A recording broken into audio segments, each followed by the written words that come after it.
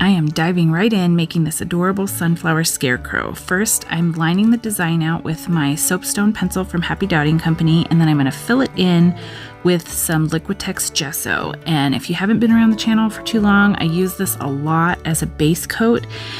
It helps the lighter colors have nice vibrancy and not needing to do as many coats to get a nice solid opaque coverage. So it's just one of my favorite products to use. And after we get all of this filled in, I'm going to take this sun-kissed peach paint to fill in the face of my scarecrow. So I'm just laying it on kind of thick and sort of a big oval shape for the face.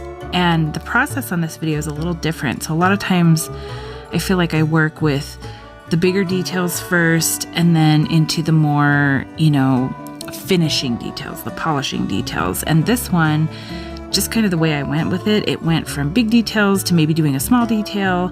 So first we're just going to get colors down on the back of it. And next will be this pale yellow paint and adding a little bit of King's Gold to it. This is going to be for the straw hair coming out of this scarecrow, but I wanted it to be a little more golden than the pale yellow. So I just kind of custom mixed my own colors on this, and I'm going to fill in the straw coming out of the sides of the hat and off the sides of the face, and then I'm going to come back in with a disposable eyeliner brush, which is really great for fine line detail, and just add some little wisps of straw coming out on the kind of the forehead area. Now I'm going to darken up this khaki paint with some Tuscan red because I realized my chocolate brown doesn't exist anymore. I don't know, I must have run out or it just died on me. So I'm going to create kind of my own custom brown color for the hat of the scarecrow. And then I'm going to go ahead and fill in the hat. This is going to take 2 coats, but this is where you're going to see me start moving back and forth between different areas of this design. I'm not going to lie, this year I had a very strong urge to just jump right into spooky season Halloween designs and skip anything that's just plain old fall. So then I came across some cookies, and that's kind of what inspired this idea.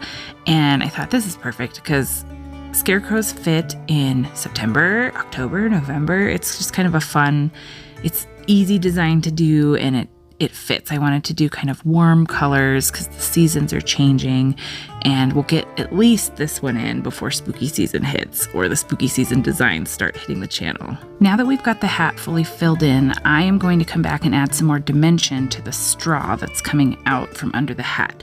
So we're going to come back to the King's Gold paint and a disposable eyeliner brush, and I'm just going to make these kind of wispy, kind of flick my wrist, wispy movements to add some more dimension because this paint is a little darker than what's already down there. So it doesn't have to be perfect. This is where you just kind of have to let yourself go and just make a bunch of lines, kind of like hair, I guess, but it's the straw popping out from under the hat.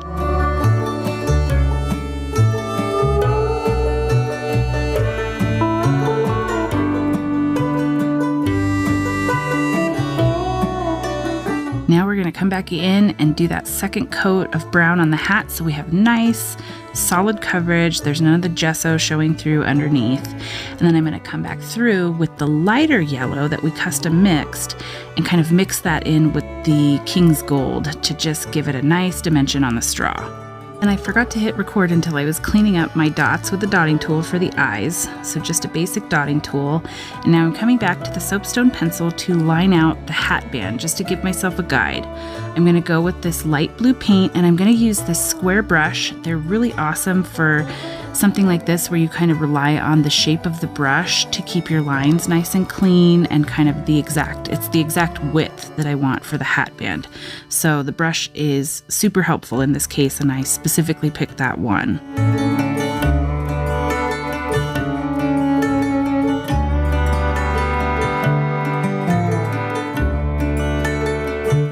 Now I'm going to take some Cameo Pink paint and this little sponge tool to create some beautiful rosy cheeks. If you don't have a sponge tool, you can use a makeup sponge. You could cut it into a circle, or you could use a dotting tool to put a circle of paint onto the makeup sponge. But I'm going to get it wet kind of damp and then dry it off on a paper towel, then dab it in the paint.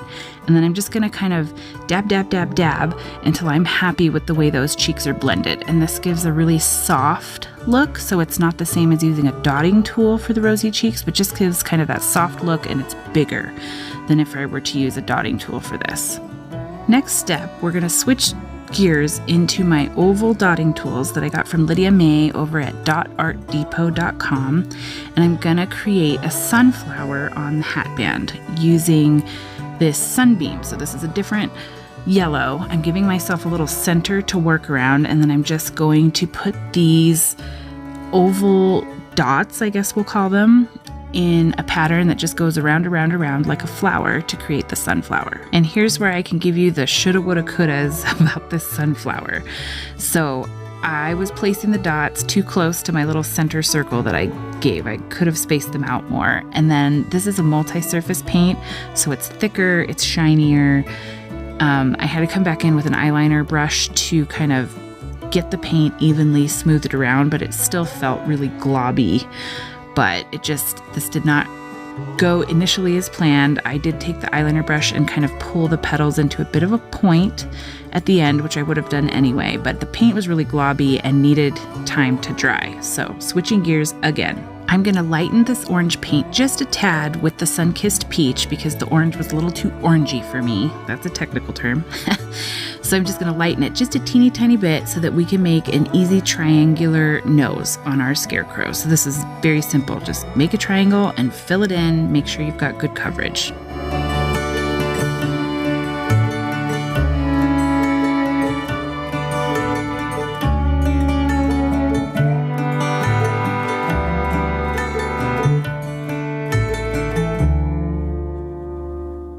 Now I'm going to come back to the khaki paint and this detail. This is a nail art detail brush. I have a set of 5 of them, and I just wanted to add some little swirlies kind of coming out of the sunflower, and these brushes are really good for it. This one is even thinner and can do even more fine lines than the disposable eyeliner brushes, so I like it for that. And I used the khaki because it was light enough that it contrasts with the hat color that we custom mixed.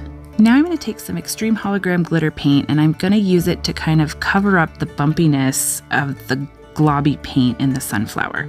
It's a perfect iridescent paint with enough shimmer that it's good for covering things like this up. It works perfectly. Now I'm going to add a teensy bit of black paint to the brown paint we used for the hat to darken it up a little bit so that we can make a center dot for the sunflower. So this just added more contrast, made it a darker kind of grayish brown.